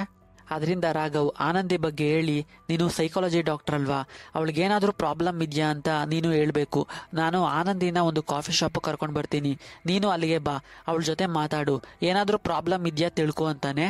ರಾಘವ್ ಆನಂದಿನ ಒಂದು ಕಾಫಿ ಶಾಪ್ ಕರ್ಕೊಂಡು ಬರ್ತಾನೆ. ಅಲ್ಲಿಗೆ ನಂದಿನಿನೂ ಬರ್ತಾಳೆ. ಇವಳು ನನ್ನ ಫ್ರೆಂಡ್ ಅಂತ ನಂದಿನಿನ ಆನಂದಿಗೆ ಪರಿಚಯ ಮಾಡ್ತಾನೆ. ನಾನು ಹೋಗಿ ಆರ್ಡರ್ ಮಾಡಿ ಬರ್ತೀನಿ ಅಂತ ಬರ್ತಾನೆ. ನಂದಿನಿ ಆನಂದಿ ಹತ್ರ ಮಾತಾಡ್ತಾಳೆ. ಮಾತಾಡಿದ್ಮೇಲೆ ನಂದಿನಿಗೆ ಶಾಕ್ ಆಗುತ್ತೆ. ರಾಘವ್ ಜೊತೆ ನಂದಿನಿ, ಆನಂದಿಗೆ ಸ್ಪ್ಲಿಟ್ ಪರ್ಸನಾಲಿಟಿ ಡಿಸಾರ್ಡರ್ ಇದೆ. ಆನಂದಿ ಇನ್ನೊಂದು ಪರ್ಸನಾಲಿಟಿ ಹೆಸರು ಆದಿ ಅಂತ. ಆದಿ ಆನಂದಿಗೆ ಪ್ರೊಟೆಕ್ಟರ್. ಆದಿಗೆ ಗಂಡಸರು ಅಂದರೆ ಆಗಲ್ಲ, ಅದರಿಂದ ಆನಂದಿನ ಮುಟ್ಟೋಕ್ ಬಿಡಲ್ಲ. ಆದಿ ನಿನ್ ಮಾತ್ರ ಅಲ್ಲ, ಇದಕ್ಕಿಂತ ಮುಂಚೆ ತುಂಬಾ ಜನರಿಗೆ ಹೊಡೆದಿದೆ. ಆನಂದಿನ ಗಂಡಸರಿಂದ ಕಾಪಾಡೋದು ಆದಿ ಲಕ್ಷ್ಯ. ಇದೆಲ್ಲ ನನಗೆ ಆನಂದಿ ಜೊತೆ ಮಾತಾಡಿದ್ಮೇಲೆ ಗೊತ್ತಾಯ್ತು ಅಂತಾಳೆ. ರಾಘವ್ಗೆ ತಲೆ ಕೆಟ್ಟೋಗುತ್ತೆ. ರಾಘವ್ ಮದುವೆಯಾಗಿ ಪ್ಯಾರಿಸ್ಗೆ ಹನಿಮೂನ್ಗೆ ಹೋಗೋಣ ಅಂತ ಅಂದ್ಕೊಂಡ್ರೆ ಆನಂದಿಗೆ ಸ್ಪ್ಲಿಟ್ ಪರ್ಸನಾಲಿಟಿ ಡಿಸಾರ್ಡರ್, ಈಗೇನು ಮಾಡೋದು ಅಂತಾನೆ. ನಂದಿನಿ, ನೋಡ್ ರಾಘವ್, ಎಲ್ಲ ಪರ್ಸ್ನಾಲಿಟಿಗೂ ಒಂದು ಪರ್ಪಸ್ ಇರುತ್ತೆ. ಅದು ಏನು ಅಂತ ತಿಳ್ಕೊಂಡು ಆ ಸೆನಾರಿಯೋನ ರೀಕ್ರಿಯೇಟ್ ಮಾಡಿದ್ರೆ ಆನಂದಿ ಸರಿ ಹೋಗ್ತಾಳೆ. ಆನಂದಿಗೆ ಈ ರೀತಿ ಆಗೋ ಕಾರಣ ಅವಳು ಬಸ್ನಲ್ಲಿ ಟ್ರಾವೆಲ್ ಮಾಡಬೇಕಾದ್ರೆ ಒಬ್ಬರು ಗುರುಮೂರ್ತಿ ಅನ್ನೋ ವಯಸ್ಸಾದವರು ಆನಂದಿ ಜೊತೆ ಮಿಸ್ಬಿಹೇವ್ ಮಾಡಿದ್ದಾರೆ. ಅದರಿಂದ ಡಿಪ್ರೆಷನ್ಗೆ ಹೋಗಿದ್ದ ಆನಂದಿಗೆ ಸ್ಪ್ಲಿಟ್ ಪರ್ಸ್ನಾಲಿಟಿ ಡಿಸಾರ್ಡರ್ ಬಂದಿದೆ. ನೀನು ಗುರುಮೂರ್ತಿ ಯಾರು ಅಂತ ತಿಳ್ಕೊಂಡು ಅವ್ರ ಹತ್ರ ಆನಂದಿನ ಕರ್ಕೊಂಡು ಹೋದ್ರೆ ಆದಿ ಹೊರಗೆ ಬರ್ತಾಳೆ. ಆ ಗುರುಮೂರ್ತಿಗೆ ಹೊಡೆದು ತನ್ನ ಸೇಡನ್ನ ತೀರಿಸ್ಕೋತಾಳೆ. ಆದಿ ಪರ್ಪಸ್ ಮುಗಿಯುತ್ತೆ, ಆನಂದಿ ಸರಿ ಹೋಗ್ತಾಳೆ ಅಂತಾಳೆ. ಅದಕ್ಕೋಸ್ಕರ ರಾಘವ್ ಆ ಗುರುಮೂರ್ತಿ ಅಡ್ರೆಸ್ ತಿಳ್ಕೊಂಡು ಆನಂದಿ ಹತ್ರ ಬಂದು, ಆನಂದಿ, ನಾವು ಮದುವೆ ಆಗಿ 1 ತಿಂಗಳಾಗ್ತಾ ಬರ್ತಾ ಇದೆ. ಇಲ್ಲಿವರೆಗೂ ನಾವು ಒಂದು ಟ್ರಿಪ್ಪನ್ನು ಪ್ಲಾನ್ ಮಾಡಿಲ್ಲ. ಇವಾಗ ಮಾಡೋಣ, ನೀನು ಬಟ್ಟೆ ಪ್ಯಾಕ್ ಮಾಡ್ಕೊ, ಒಂದು ಟ್ರಿಪ್ಗೆ ಹೋಗೋಣ ಅಂತ ಹೇಳಿ ಅಲ್ಲಿ ಕರ್ಕೊಂಡು ಬರ್ತಾನೆ. ಆನಂದಿಗೆ, ನೀನು ಕಾರ್ನಲ್ಲೇ ಕೂತ್ಕೊಂಡಿರು, ನಾನು ಬರ್ತೀನಿ ಅಂತ ಗುರುಮೂರ್ತಿ ಮನೆಗೆ ಬಂದು, ಸರ್ ಗುರುಮೂರ್ತಿಯವರು ನೀವೇನಾ ಅಂತ ಕೇಳ್ತಾನೆ. ಅದಕ್ಕೆ ಅವರು, ಹೌದು ನಾನೇ ಅಂತಾರೆ. ಸ್ವಲ್ಪ ಹೊರಗಡೆ ಬರ್ತೀರಾ, ನಿಮ್ಮ ಜೊತೆ ಮಾತಾಡಬೇಕು ಅಂತಾನೆ. ಗುರುಮೂರ್ತಿ ಹೊರಗಡೆ ಬರ್ತಾರೆ, ಆನಂದಿನ ನೋಡ್ತಾರೆ. ಆನಂದಿ ಅವರನ್ನ ನೋಡ್ತಾ ಇದ್ದಂತೆ ಆದಿ ಹೊರಗೆ ಬರ್ತಾಳೆ. ರಾಘವ್ ಗುರುಮೂರ್ತಿ ಅವರನ್ನ ಹಿಡ್ಕೊಂಡು, ಆದಿ, ಇವರನ್ನ ಹೊಡಿ, ಆನಂದಿ ಜೊತೆ ಮಿಸ್ಬಿಹೇವ್ ಮಾಡಿದ್ದು ಇವರೇ ಅಲ್ವಾ ಅಂತಾನೆ. ಗುರುಮೂರ್ತಿಗೆ ಆನಂದಿನ ನೋಡ್ತಾ ಇದ್ದಂತೆ ಭಯ ಸ್ಟಾರ್ಟ್ ಆಗುತ್ತೆ. ತಾನು ಮಾಡಿದ ತಪ್ಪಿನ ಅರಿವಾಗುತ್ತೆ. ಆನಂದಿ ಕಾಲಿಗೆ ಬಿದ್ದು ಕ್ಷಮಾಪಣೆ ಕೇಳ್ತಾರೆ. ಆದಿ ಅವರಿಗೇನು ಮಾಡಲ್ಲ. ರಾಘವ್ಗೆ, ನನಗೆ ಗಂಡಸರಿಗೆ ಹೊಡೆಯೋದು ಉದ್ದೇಶ ಅಲ್ಲ, ಆನಂದಿನ ಕಾಪಾಡೋದು ನನ್ನ ಮುಖ್ಯ ಉದ್ದೇಶ ಅಂತಾಳೆ. ರಾಘವ್, ತಪ್ಪು ಮಾಡ್ದವನ ಬಿಟ್ಬಿಡು, ನನಗೋಡಿ, ವೈಫ್ ಜೊತೆ ಪ್ಯಾರಿಸ್ಗೆ ಹೋಗ್ಬೇಕು ಅಂತ ಅಂದ್ಕೊಂಡಿದ್ದೆ, ಈಗ 3 ಟಿಕೆಟ್ ಬುಕ್ ಮಾಡ್ಬೇಕೇನೋ, ನೀನು ನಮ್ಮ ಜೊತೆ ಬರ್ತೀಯಲ್ಲ ಅಂತ ಇದ್ದಾನೆ. ಅದಕ್ಕಾದಿ, ಇದುವರೆಗೂ ಆನಂದಿಗೋಸ್ಕರ ಯಾರೂ ಈ ರೀತಿ ಮಾಡಿರಲಿಲ್ಲ, ಆದರೆ ನೀನು ಮಾಡಿದ್ಯಾ, ಅವಳು ನಿನ್ನ ಜೊತೆ ಸೇಫ್ ಆಗಿರ್ತಾಳೆ ಅನಿಸ್ತಾ ಇದೆ, ನನಗೆ ಇನ್ನು ಯಾವ ಪರ್ಪಸ್ಸೂ ಇಲ್ಲ ಅಂತ ಆನಂದಿನ ಬಿಟ್ಟು ಹೊರಟೋಗ್ತಾಳೆ. ಆನಂದಿ ಸ್ಪ್ಲಿಟ್ ಪರ್ಸ್ನಾಲಿಟಿ ಡಿಸಾರ್ಡರ್ ಇಂದ ಹೊರಗಡೆ ಬಂದಿದ್ದಾಳೆ ಅಂತ ರಾಘವ್ಗೆ ತುಂಬಾ ಸಂತೋಷ ಆಗುತ್ತೆ. ಒಂದು ಡಾಬಾ ಹತ್ರ ನಿಲ್ಲಿಸಿ ಟೀ ತರೋಕೆ ಹೋಗ್ತಾನೆ. ಕಾರೊಳಗೆ ಕೂತಿದ್ದ ಆನಂದಿ ಅಳ್ತಿರೋ ಒಂದು ಮಗುವನ್ನ ನೋಡಿ ಸುಸೈಡ್ ಮಾಡ್ಕೋಬೇಕು ಅಂತ ವೆಹಿಕಲ್ಗೆ ಅಡ್ಡ ಬಂದು ನಿಲ್ತಾಳೆ. ಅದನ್ನ ನೋಡಿ ರಾಘವ್ ಆನಂದಿ ಅಂತ ಕೂಗ್ತಾ ಓಡಿ ಬರ್ತಾನೆ. ವೆಹಿಕಲ್ ಡ್ರೈವರ್ ಬ್ರೇಕ್ ಹಿಡಿದು ಕ್ರಾಸ್ ಮಾಡ್ತಾನೆ. ಆದ್ರೆ ವೆಹಿಕಲ್ ಹಿಂಭಾಗ ಆನಂದಿ ತಲೆಗೆ ಹೊಡೆದು ಕೆಳಗೆ ಬೀಳ್ತಾಳೆ. ತಕ್ಷಣ ರಾಘವ್ ಆನಂದಿನ ಹಾಸ್ಪಿಟಲ್ ಕರ್ಕೊಂಡು ಹೋಗ್ತಾನೆ. ಆಕ್ಸಿಡೆಂಟ್ ಅಂತ ಹೇಳಿ ಅಡ್ಮಿಟ್ ಮಾಡ್ತಾನೆ. ಈ ವಿಷಯ ತಿಳ್ಕೊಂಡು ನಂದಿನಿ ಮತ್ತೆ ರಾಘವ್ ಫ್ರೆಂಡ್ಸ್ ಹಾಸ್ಪಿಟಲ್ಗೆ ಬರ್ತಾರೆ. ರಾಘವ್ ನಡೆದಿದ್ದನ್ನೆಲ್ಲ ಹೇಳ್ತಾನೆ. ಆನಂದಿ ಯಾಕೆ ಸುಸೈಡ್ ಮಾಡ್ಕೋಬೇಕು ಅಂತ ಅಂದ್ಕೊಂಡ್ಲು ಗೊತ್ತಾಗ್ತಾ ಇಲ್ಲ ಅಂತ ಹೇಳ್ತಾನೆ. ನರ್ಸೊಬ್ರು ಬಂದು ಪೇಷಂಟ್ ಕಾನ್ಶಿಯಸ್ಗೆ ಬಂದಿದ್ದಾರೆ, ಹೋಗಿ ನೋಡಿ ಅಂತ ರಾಘವ್ಗೆ ಹೇಳ್ತಾರೆ. ರಾಘವ್ ಆನಂದಿ ಹತ್ರ ಬರ್ತಾನೆ. ಆನಂದಿಗೆ ಆದಿ ಪರ್ಸನಾಲಿಟಿ ಮತ್ತೆ ಬರುತ್ತೆ. ರಾಘವ್ ಕಪಾಲಕ್ಕೆ ಒಂದು ಹೊಡಿತಾಳೆ. ನಿನ್ನ ಹತ್ರ ಆನಂದಿ ಸೇಫ್ ಆಗಿರ್ತಾಳೆ ಅಂತ ಬಿಟ್ಟೋದ್ರೆ ಒಂದೇ ದಿನದಲ್ಲಿ ಅವಳನ್ನ ಈ ಸ್ಥಿತಿಗೆ ತಂದಿದ್ಯಾ, ಅವಳು ನಿನ್ನ ಹತ್ರ ಸೇಫ್ ಆಗಿರಲ್ಲ, ಇಲ್ಲಿಂದ ಹೊರಟೋಗು, ನೀನಂದ್ರೆ ನನಗಿಷ್ಟ ಇಲ್ಲ ಅಂತ 4-5 ಡಿಫ್ರೆಂಟ್ ವಾಯ್ಸ್ನಲ್ಲಿ ಹೇಳ್ತಾ ಇದ್ದಾಳೆ. ರಾಘವ್ಗೆ ಏನು ಅರ್ಥ ಆಗಲ್ಲ. ಹೊರಗೆ ಬಂದು ನಂದಿನಿನ ಕಳಿಸ್ತಾನೆ. ಆನಂದಿ ಡಿಫ್ರೆಂಟ್ ವಾಯ್ಸ್ನಲ್ಲಿ ಮಾತಾಡ್ತಾ ಇದ್ದಾಳೆ, ಹೋಗಿ ನೋಡು ಅಂತಾನೆ. ನಂದಿನಿ ಆನಂದಿನ ನೋಡಿ ಶಾಕ್ ಆಗಿ ಹೊರಗಡೆ ಬರ್ತಾಳೆ. ಇಲ್ಲೇ ಒಂದು ಸಖತ್ ಟ್ವಿಸ್ಟ್ ರಿವೀಲ್ ಆಗೋದು. ನಂದಿನಿ ರಾಘವ್ಗೆ ಆನಂದಿಗೆ ಮಲ್ಟಿಪಲ್ ಸ್ಪ್ಲಿಟ್ ಪರ್ಸನಾಲಿಟಿ ಇದೆ, ಆನಂದಿಯಲ್ಲಿ ಆದಿ ಮಾತ್ರ ಅಲ್ಲ ತುಂಬಾ ಪರ್ಸನಾಲಿಟೀಸ್ ಇವೆ, ನಾನು ನೋಡ್ದೆ ಅಂತಾಳೆ. ಅದನ್ನ ಕೇಳಿ ರಾಘವ್ ತುಂಬಾ ತಲೆ ಕೆಡಿಸ್ಕೊಂಡ್ ಬಿಡ್ತಾನೆ. ಒಂದು ಪರ್ಸನಾಲಿಟಿನೇ ಸಹಿಸ್ಕೊಳ್ಳೋಕಾಗ್ತಾ ಇಲ್ಲ, ಇನ್ನು ಮಲ್ಟಿಪಲ್ ಸ್ಪ್ಲಿಟ್ ಪರ್ಸನಾಲಿಟಿನ ಅಂತ. ಇದರಿಂದ ಆನಂದಿ ಡಿಸ್ಚಾರ್ಜ್ ಆದ್ಮೇಲೆ ನಂದಿನಿ ಹತ್ರ ಕರ್ಕೊಂಡು ಬರ್ತಾನೆ. ನಂದಿನಿ ಆನಂದಿನ ಹಿಪ್ನೋಟೈಸ್ ಮಾಡಿ ಅವಳೊಳಗಿರುವ 5 ಮಲ್ಟಿಪಲ್ ಪರ್ಸನಾಲಿಟಿಗಳ ಬಗ್ಗೆ ತಿಳ್ಕೊತಾಳೆ. ರಾಘವ್ ಹತ್ರ ಬಂದು, ರಾಘವ್, ಆನಂದಿನ ನೀನೇ ನೋಡ್ದೆ ಅಲ್ವಾ, ಅವಳೊಳಗೆ ಆದಿ, ಶ್ರೀ, ಝಾನ್ಸಿ, ಮಾಯಾ ಮತ್ತು ಒಂದು ಚಿಕ್ಕ ಮಗು ಪರ್ಸನಾಲಿಟಿಗಳಿವೆ. ಅವರಿಗೆಲ್ಲ ನಿನ್ನ ಮದುವೆನೇ ಪ್ರಾಬ್ಲಮ್ ಆಗಿರೋದು, ಅವರಿಗೆಲ್ಲ ನೀನೇ ವಿಲ್ಲನ್. ಆದಿಗೆ ಆನಂದಿ ಲೈಫ್ನಲ್ಲಿ ಯಾವ ಗಂಡಸರು ಬರಬಾರ್ದು. ಶ್ರೀ ಒಬ್ಳು ಸನ್ಯಾಸಿ, ಅವಳಿಗೆ ಮದುವೆ ಅಗತ್ಯನೇ ಇಲ್ಲ. ಝಾನ್ಸಿ ಒಬ್ಳು ಫೆಮಿನಿಸ್ಟ್, ಗಂಡಸರು ಕಂಡ್ರೇನೆ ಆಗಲ್ಲ. ಮಾಯಾ ಸಾಯ್ಬೇಕು ಅಂತ ಅಂದ್ಕೊಂಡಿದ್ದಾಳೆ, ಅವಳಿಗೆ ಜೀವನದ ಅಗತ್ಯ ಇಲ್ಲ. ಚಿಕ್ಕ ಹುಡುಗಿಗೆ ನಿನ್ ಕಂಡ್ರೆ ಇಷ್ಟ ಇಲ್ಲ. ಅವರಿಗೆಲ್ಲ ನೀನೇ ವಿಲ್ಲನ್, ನೀನು ಆನಂದಿನ ಬಿಟ್ಟು ಹೋಗೋದೆ ಎಲ್ಲ ಪರ್ಸನಾಲಿಟಿಗೂ ಬೇಕಾಗಿರೋದು ಅಂತಾಳೆ. ಅದಕ್ಕೆ ರಾಘವ್, ಇದಕ್ಕೆ ಬೇರೆ ಯಾವುದೋ ದಾರಿನೇ ಇಲ್ವಾ, ನಾವು ಗುರುಮೂರ್ತಿ ಸೆನಾರಿಯೋನ ರೀಕ್ರಿಯೇಟ್ ಮಾಡಿದಾಗೆ ಎಲ್ಲ ಪರ್ಸನಾಲಿಟಿಗೂ ಏನೇನಾಗಿದೆ, ಏನ್ ಪರ್ಪಸ್ ಅಂತ ತಿಳ್ಕೊಂಡು ಸೆನಾರಿಯೋ ರೀಕ್ರಿಯೇಟ್ ಮಾಡಿದ್ರೆ ಏನಾದ್ರೂ ಈ ಡಿಸಾರ್ಡರ್ ಹೋಗೋ ಸಾಧ್ಯತೆ ಇದೆಯಾ ಅಂತ ಕೇಳ್ತಾನೆ. ಅದಕ್ಕೆ ನಂದಿನಿ, ಎಲ್ಲ ಪರ್ಸನಾಲಿಟಿನೂ ಒಂದೇ ಇನ್ಸಿಡೆಂಟ್ ಇಂದ ಫಾರ್ಮ್ ಆಗುತ್ತೆ ಅಂತ ಹೇಳೋಕ್ಕಾಗಲ್ಲ. ಟ್ರಾಮಾ, ಡಿಪ್ರೆಷನ್, ಆಸ್ಪಿರೇಷನ್ ಯಾವ್ದ್ರಿಂದ ಆದ್ರೂ ಫಾರ್ಮ್ ಆಗಿರ್ಬೋದು ಅಂತ ಹೇಳ್ತಾಳೆ. ರಾಘವ್, ಇದಕ್ಕೆ ಬೇರೆ ಸೊಲ್ಯೂಷನ್ನೇ ಇಲ್ವಾ, ಏನ್ ಮಾಡೋದು ಅಂತ ಯೋಚನೆ ಮಾಡ್ಬೇಕಾದ್ರೆ ಒಬ್ರು ನರ್ಸ್ ಬಂದು ಆನಂದಿ ಮೇಡಮ್ ಎಷ್ಟೇ ಹೇಳಿದ್ರು ಕೇಳ್ದೆ ಹೊರಗಡೆ ಹೋದ್ರು ಅಂತಾರೆ. ತಕ್ಷಣ ರಾಘವ್ ಆನಂದಿನ ಹುಡುಕ್ತಾ ಬರ್ತಾನೆ. ಆನಂದಿ ಒಂದು ಬಸ್ ಸ್ಟ್ಯಾಂಡ್ ನಲ್ಲಿ ಕೂತ್ಕೊಂಡಿರ್ತಾಳೆ. ರಾಘವ್ ಅಲ್ಲಿಗೆ ಬರ್ತಾನೆ. ಆನಂದಿ, ನನಗೇನೋ ಪ್ರಾಬ್ಲಮ್ ಇದೆ ರಾಘವ್, ನಾನು ಹೇಗ್ ರೋಡ್ ಕ್ರಾಸ್ ಮಾಡಿದೆ, ವ್ಯಾನ್ಗೆ ಯಾಕೆ ಅಡ್ಡವಾಗಿ ಹೋಗಿ ನಿಂತೆ, ನಿನಗೆ ಬೇರೆ ಹೊಡೆದೆ ಅಂತ ಹೇಳ್ತಿದ್ಯಾ, ನನ್ನ ಬಿಟ್ಟು ಹೊರಟೋಗ್ ರಾಘವ್, ನನ್ನಿಂದ ನಿನಗೆ ತೊಂದರೆ ಅಂತಾಳೆ. ಅದಕ್ಕೆ ರಾಘವ್, ನಾನು ನಿನಗೆ ತಾಳಿ ಕಟ್ಟಬೇಕಾದ್ರೆ ದೇವ್ರ ಹತ್ರ ನಮ್ಗೇನೇ ಆದರೂ ಎಷ್ಟೇ ಕಷ್ಟ ಬಂದರೂ ಯಾವಾಗಲೂ ನಾನು ನಿನ್ನ ಜೊತೆ ಇರ್ತೀನಿ ಅಂತ ಪ್ರಾಮಿಸ್ ಮಾಡಿದ್ದೆ. ನಮಗೆ ಯಾವ ಪ್ರಾಬ್ಲಮೂ ಇಲ್ಲ ಆನಂದಿ, ಇದ್ರೂ ಸಹ ಸಾಲ್ವ್ ಮಾಡ್ಕೊಡೋಣ, ಬಾ ಮನೆಗೆ ಹೋಗೋಣ ಅಂತ ಕರ್ಕೊಂಡು ಹೋಗ್ತಾನೆ. ಆನಂದಿ ಕೈಯಲ್ಲಿ ಬ್ಯಾಂಡೇಜ್ ಇರೋದನ್ನ ನೋಡಿ ರಾಘವ್ ಅಪ್ಪ ಅಮ್ಮ ತನ್ನ ಸೊಸೆಗೆ ಏನಾಯ್ತು ಅಂತ ಇಲ್ಲಿವರೆಗೂ ಮಾತಾಡಿಸ್ತಾ ಇದ್ದವರು ಆನಂದಿ ಜೊತೆ ಮಾತಾಡಿಸ್ತಾ ಇದ್ದಾರೆ. ಕೈಗೆ ಏಟಾಗಿದೆ ಅಂತ ಊಟನೂ ಮಾಡಿಸ್ತಾ ಇದ್ದಾರೆ. ಇದನ್ನೆಲ್ಲ ನೋಡಿ ರಾಘವ್ಗೆ ಭಯ ಆಗ್ತಾ ಇದೆ, ಎಲ್ಲಿ ನಮ್ಮ ಅಪ್ಪ ಅಮ್ಮನಿಗೆ ಇವಳಿಗೆ ಮಲ್ಟಿ ಪರ್ಸನಾಲಿಟಿ ಇದೆ ಅಂತ ಗೊತ್ತಾಗೋಗುತ್ತೋ ಅಂತ. ಆನಂದಿ ಒಳಗಿರೋ ಪರ್ಸನಾಲಿಟಿಗಳು ರಾಘವ್ ಆನಂದಿನ ಬಿಟ್ಟು ಹೊರಟೋಗ್ಲಿ ಅಂತ ತುಂಬಾ ಟಾರ್ಚರ್ ಮಾಡ್ತವೆ. ಆಫೀಸ್ಗೆ ಹೋಗೋಕೆ ಬಿಡದೆ ಇರೋದು, ಮಲ್ಕೊಳ್ಳೋಕೆ ಬಿಡದೆ ಇರೋದು ಅಂತ ತುಂಬಾ ಟಾರ್ಚರ್ ಮಾಡ್ತವೆ. ಆದರೂ ಅದಕ್ಕೆಲ್ಲ ರಾಘವ್ ತಲೆ ಕೆಡಿಸ್ಕೊಳ್ಳೋದಿಲ್ಲ. ಏನೇ ಆದರೂ ನಾನು ಆನಂದಿನ ಬಿಟ್ಟು ಹೋಗಲ್ಲ, ನನಗೆ ಆನಂದಿ ಬೇಕು ಅಂತ ನಿರ್ಧಾರ ಮಾಡ್ಕೊಂಡಿದ್ದಾನೆ. ಈಗಿರ್ಬೇಕಾದ್ರೆ ರಾಘವ್ ಅಪ್ಪ ಅಮ್ಮ ನಮಗೆ ಗೊತ್ತಾಗದೆ ಮಗ ಮದುವೆ ಆಗ್ಬಿಟ್ಟ, ನಾವು ಅವನ ಮದುವೆ ನೋಡೋಕ್ಕಾಗ್ಲಿಲ್ಲ, ಅಟ್ಲೀಸ್ಟ್ ಈಗಲಾದರೂ ನಮ್ಮ ನೆಂಟರನ್ನ ಕರೆದು ರಾಘವ್ ಆನಂದಿ ಇಬ್ಬರಿಗೂ ರಿಸೆಪ್ಷನ್ ಮಾಡೋಣ ಅಂತ ಕಾರ್ಡ್ ಪ್ರಿಂಟ್ ಮಾಡಿಸಿ ಎಲ್ರಿಗೂ ಹಂಚ್ಬಿಟ್ಟಿದ್ದಾರೆ. ಅದನ್ನು ತಿಳ್ಕೊಂಡು ರಾಘವ್ ಅಪ್ಪನಿಗೆ ಬೈತಾನೆ, ಅಪ್ಪ ನನಗೊಂದು ಮಾತು ಹೇಳಿ ತಾನೇ ಇದೆಲ್ಲ ನೀನು ಮಾಡಬೇಕು ಅಂತ. ಅಷ್ಟರಲ್ಲಿ ರಿಲೇಟಿವ್ಸ್ ಎಲ್ಲ ಮನೆಗೆ ಬರ್ತಾರೆ. ರಾಘವ್ಗೆ ಎಲ್ಲಿ ಆನಂದಿ ಪರ್ಸನಾಲಿಟಿ ಚೇಂಜ್ ಆಗಿ ಅದು ರಿಲೇಟಿವ್ಸ್ಗೆ ಎಲ್ಲಿ ಗೊತ್ತಾಗೋಗುತ್ತೋ ಅಂತ ಭಯ. ಆಗ ರಾಘವ್ಗೆ ಒಂದು ಐಡಿಯಾ ಬರುತ್ತೆ, ನಾನು ಆನಂದಿ ಒಳಗಿರೋ ಎಲ್ಲ ಪರ್ಸನಾಲಿಟಿಗೂ ಕನ್ವಿನ್ಸ್ ಮಾಡಿ ಆನಂದಿಗೆ ಇನ್ನು ನಮ್ಮ ಅವಶ್ಯಕತೆ ಇಲ್ಲ ಅಂತ ರಿಯಲೈಸ್ ಮಾಡಿಸಿದ್ರೆ ಬಹುಶಃ ಆನಂದಿ ಡಿಸಾರ್ಡರ್ ಇಂದ ರಿಕವರ್ ಆಗ್ಬೋದು ಅಂತ. ಆನಂದಿ ಶ್ರೀ ಪರ್ಸನಾಲಿಟಿಗೆ ಚೇಂಜ್ ಆದಾಗ ಶ್ರೀಗೆ ನನಗೆ ಒಬ್ರು ಸ್ವಾಮೀಜಿ ಅವ್ರು ಗೊತ್ತು, ಅವರು ತುಂಬಾ ಪವರ್ಫುಲ್, ಹಿಮಾಲಯದಲ್ಲಿ ಕುತ್ಕೊಂಡು ನಾನು ಹೇಗಿದ್ದೀನಿ, ನನಗೇನು ಕಷ್ಟ ಇದೆ ಎಲ್ಲ ಹೇಳುವಂಥವ್ರು, ಅವ್ರನ್ನ ನಾನು ನೋಡೋಕೆ ಇವತ್ತು ಹೋಗ್ತಾ ಇದ್ದೀನಿ, ಅವರು ಈಗ ಇಲ್ಲಿಗೆ ಬಂದಿದ್ದಾರೆ ಅಂತಾನೆ. ಅದಕ್ಕೆ ಶ್ರೀ ಹೌದಾ, ಅವ್ರನ್ನ ನಾನು ನೋಡಬೇಕು, ನನ್ನೂ ಕರ್ಕೊಂಡು ಹೋಗ್ತೀಯ ಅಂತ ಕೇಳೋಕೆ ರಾಘವ್, ನಾನು ನಿನ್ನ ಅಲ್ಲಿ ಕರ್ಕೊಂಡು ಹೋದ್ರೆ ನನಗೇನು ಸಿಗುತ್ತೆ ಅಂತ ಕೇಳ್ತಾನೆ. ಅದಕ್ಕೆ ಶ್ರೀ ನೀನು ನನ್ನ ಅಲ್ಲಿ ಕರ್ಕೊಂಡು ಹೋದ್ರೆ ಆನಂದಿ ನಿನ್ನ ಮಧ್ಯೆ ನಾನು ಬರಲ್ಲ ಅಂತಾಳೆ. ಅದಕ್ಕೆ ರಾಘವ್ ಸರಿ ಹಾಗಾದ್ರೆ ಬಾ ಹೋಗೋಣ ಅಂತ ತನಗೆ ಗೊತ್ತಿರೋ ಬಾಬಾ ಹತ್ರ ಕರ್ಕೊಂಡು ಹೋಗ್ತಾನೆ. ಅವ್ರ ಕೈಲಿ ತಾನು ಹಿಮಾಲಯದಿಂದ ಬಂದಿರೋದಾಗಿ ನಾಟಕ ಮಾಡಿಸ್ತಾನೆ.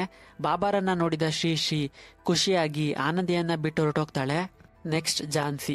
ಆನಂದಿ ಪರ್ಸನಾಲಿಟಿ ಝಾನ್ಸಿಯಾಗಿ ಬದಲಾದಾಗ ಝಾನ್ಸಿ ನನಗೆ ಗೊತ್ತು ನಿಮಗೆ ಗಂಡಸರ ಅವಶ್ಯಕತೆ ಇಲ್ಲ ಅಂತ, ಆದರೆ ಗಂಡಸರಿಗೆ ನಿಮ್ಮ ಅವಶ್ಯಕತೆ ಇದೆ. ವಿಮೆನ್ಸ್ ಆರ್ ಆಲ್ವೇಸ್ ಇಂಡಿಪೆಂಡೆಂಟ್, ಆದರೆ ನಾವು ನಿಮ್ಮ ಮೇಲೆ ಡಿಪೆಂಡೆಂಟ್. ಈಗ ನನ್ನನ್ನೇ ನೋಡು, ಆನಂದಿ ಮೇಲೆ ಡಿಪೆಂಡೆಂಟ್, ನೀನೇ ಯೋಚನೆ ಮಾಡಿ ನೋಡು ಅಂತಾನೆ.